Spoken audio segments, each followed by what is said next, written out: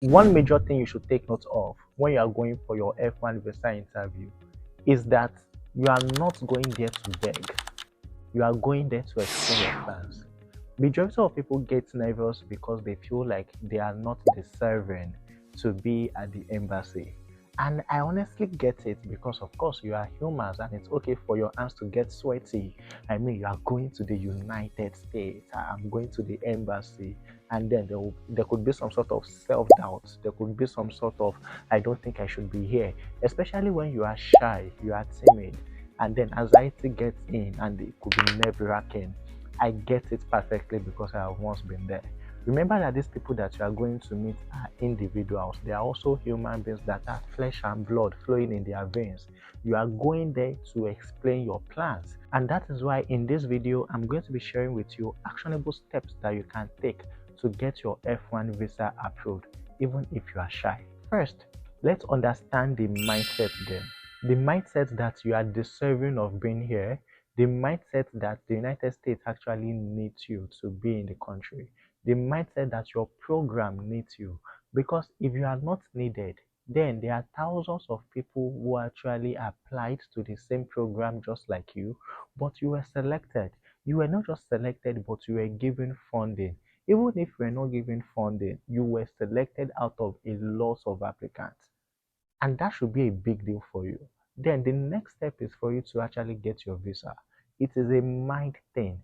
And one of the things that you should understand when it comes to you going for a visa interview is that your story has to be consistent. What you have on your I-20 should be consistent with what you have on your DS-160, and it should ultimately be consistent with what you are going to say at the embassy.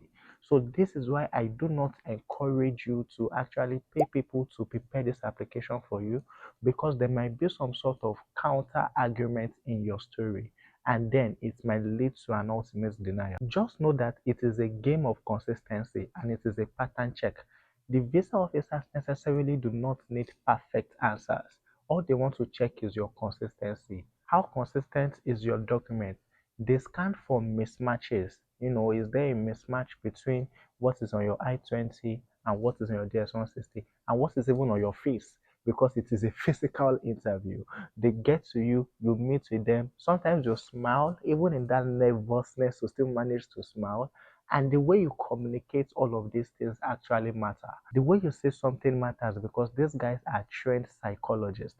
They know when you are telling the truth, they know when you are not telling the truth. And more often than not, it could be that you are necessarily not even lying. It's just how you said it because you are anxious, you are nervous. So you actually said something and you are not maintaining eye contact, or you are not gesticulating, or you are sounding cramped, or you are sounding rehearsed. All of these things are known by them, and it could actually miscommunicate your real intent into studying in the United States. Another thing you should consider is for you to understand what the visa officer wants. They want to know three major things, right? Your intent of study. Why this school? Why now? What will you do when you return? Can you truly afford it? All of these things, when rightly answered, could actually add to your credibility. Could there be any confusion or mismatch between your DS-160 and your I-20? How credible are you?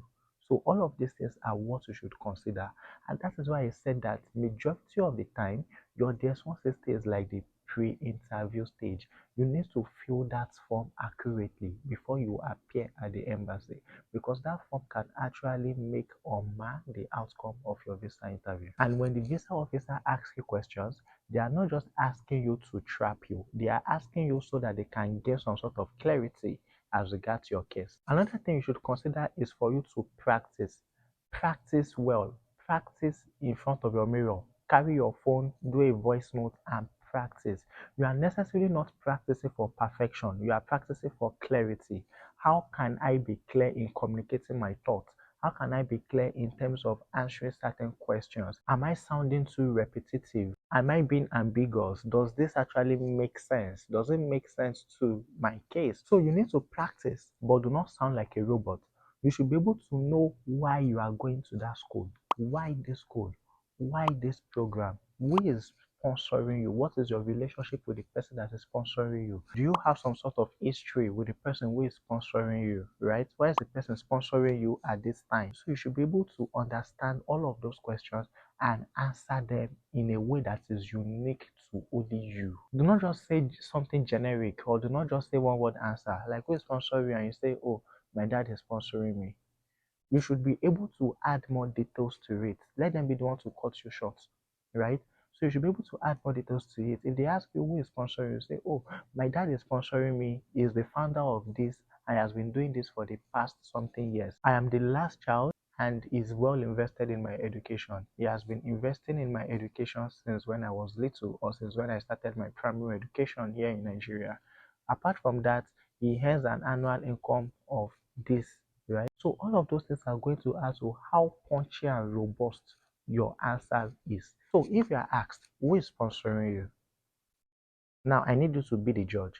From somebody who is saying, well, my dad is sponsoring me, is the founder of, is the founder of that communications, and he's been doing this for the past 5 years, and I'm going to. and compare that to another applicant that was asked the question, so who is sponsoring your studies abroad, right?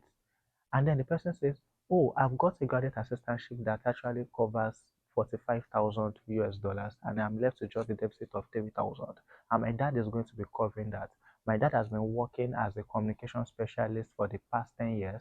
And apart from that, he has an annual income of 75 million naira, or you know 50 million naira or thereabouts, right? And in addition to his income, he also has other passive businesses that he's doing. He's well invested into real estate. We have 3 properties in Lagos and 5 in Abeokuta, and 2 of them are being used for Airbnb, and they accumulatively make him about 120 million naira annually. He is well in support of my study abroad dream, and we are even taking a look at me coming back to Nigeria to take up one of his businesses. So you can see the difference between how applicant A answered the question and how applicant B answered the question. So you should be able to speak with confidence. It is not a trap. They are not asking you questions because they are asking you questions. They need to understand your plan. They need to know why you are worth the visa. So you need to come correct and you need to practice. If you don't practice, there is no way you'll be able to build your confidence. You need to build your confidence to the level that no matter what angle the question comes from, you'll be able to tackle it as long as you have known your story and you have internalized how best you can answer that story. So you are answering the officer with everything in you. Your hands, your eye contact, your body language, your pace, your pitch, your tone, everything is what you are using to answer the questions that the officers throw at you. And when they see that you are confident at what you do and you've been able to tighten all those ends, you've been able to perfect your own ties, you've been able to establish the fact that you're a credible student, and you've been able to understand that you are going there for studies, then you are just a step closer to having an approved visa. Now, another thing you need to understand is you don't just have to carry papers. Don't just carry papers because other people are carrying papers. Understand what is in that paper. Understand what is in the document. Your I-20, understand what your I-20 means, right? Understand your major, understand your CIP code, understand the course that you are going for, know your program start date, know your deficits, know the funding, know what your funding covers, know what it does not cover, know your deficit, know how much deficit you have, know the location of your school, know what your school is about. And all of these things are lavishly put on your school website. So know what exactly all of these things are about. And again, it should not just be about the school, but it should be about the surroundings of your school. If your school is in Alabama, know what makes Alabama different. Know what that particular region or the particular county that your school is in. Know what makes it different. Is it surrounded by valleys? Is it a very busy city? So you need to understand all of these things when it comes to your interview, because the questions can come from any angle. They can come from anywhere. And when you are prepared, there is little to nothing that fear can do to you. Because at the end of the day, more often than not, most people are afraid because they are not prepared enough. So you need to prepare. So there is nothing like too much preparation. The more you prepare, the better prepared you are to answer any question. One final note that you need to take note of is for you to prepare your mind and body. Don't overstress yourself, especially when it is like 2 days or one day before your interview. Don't overstress yourself. Ensure that you pray. Ensure that you journal. ensure that you breathe, calm down, sleep well. Don't cram your answers. Don't cram your answers a night before your interview. It will not enter. If it enters, you go and give them like a cram lapo. You go and give them a crammed answer. So you need to ensure that you breathe, you calm down, and dress smart. Dress smart. There's something dressing does to you. When you dress smart and you dress comfortably, it actually increases your confidence level. Smell good, be smart, dress sharp, walk into the embassy like you own the place. There is something that confidence does to you. You might fake the confidence, but you can't fake the outcome of that. Because what it does to you is that it increases everything within you, and you just know that, you know what, everybody, all the part of my body, we are here to get an approved visa, right? So all of those things actually matters. Visualize if you can, meditate, close your eyes, and think that you're actually at the front of that visa officer. You are speaking, and you are only there for yourself. You are not there for any other person. Because don't go there and be saying that, this person said this person said that, and all of that, and you let that affect you. Don't let it affect you. Your case is different. You are unique, and you deserve to be there. If you are not deserving to be there, then you wouldn't even be there in the first place. So go there, chin up, head high, and go there and crush that interview. Let this video be the start of your confidence.